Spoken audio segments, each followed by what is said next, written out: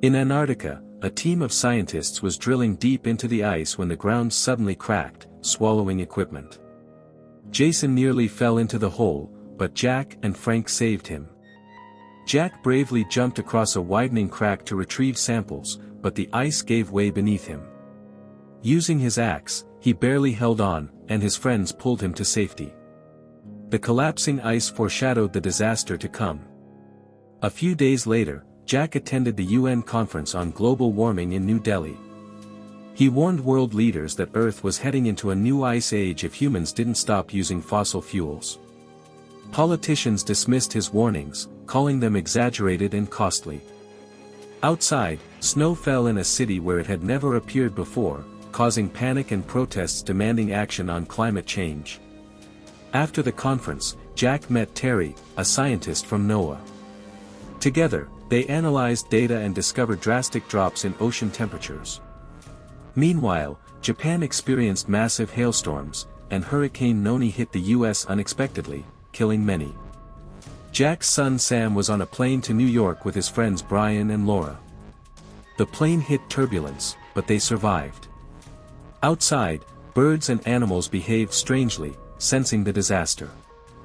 As the Ice Age progressed, Jack and his team realized the North Atlantic currents were disrupted by melting polar ice, triggering extreme weather worldwide. Calculations showed only 6 to 8 weeks before the new Ice Age could begin. Sam and friends were trapped in New York as flooding worsened. JD offered them shelter in his apartment, but chaos spread across the city. Supermarkets were raided, and northern Europe was buried in snow. Helicopters crashed during rescue attempts, and the situation grew dire. Jack worked with Frank, Jason, and NASA meteorologist Janet to rescue Sam using Antarctic equipment.